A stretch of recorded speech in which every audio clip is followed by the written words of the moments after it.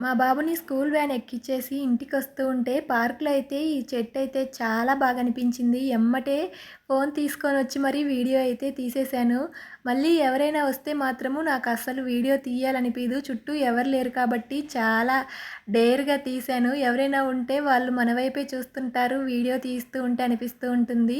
ఇంకా పార్క్‌లో చెట్టుని చూస్తూ ఉంటే ఇంట్లో పనులన్నీ ఆగిపోతూ ఉంటాయి గదా! ఇంటికొచ్చేసి లంచ్ చేయడం అయితే స్టార్ట్ చేశాను. ఈరోజైతే మునగాకు ఎగ్ ఫ్రై అయితే ప్రిపేర్ చేస్తున్నాను. మామూలుగా ఇక్కడ మునగాకైతే కొత్తిమీర కట్‌లాగా ఇస్తారు. అది కూడా చాలా ఎక్కువ కాస్ట్ ఉంటుంది. 40 రూపీస్.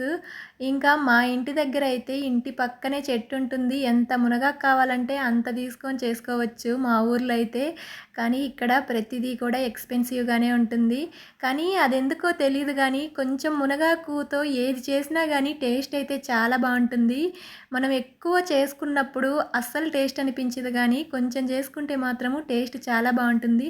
నేనైతే సింపుల్‌గా ఎగ్గు, మునగాకు చేశాను. ఇంకా ఇది తినిపియడం పెద్ద టాస్క్ మా బాబుకి.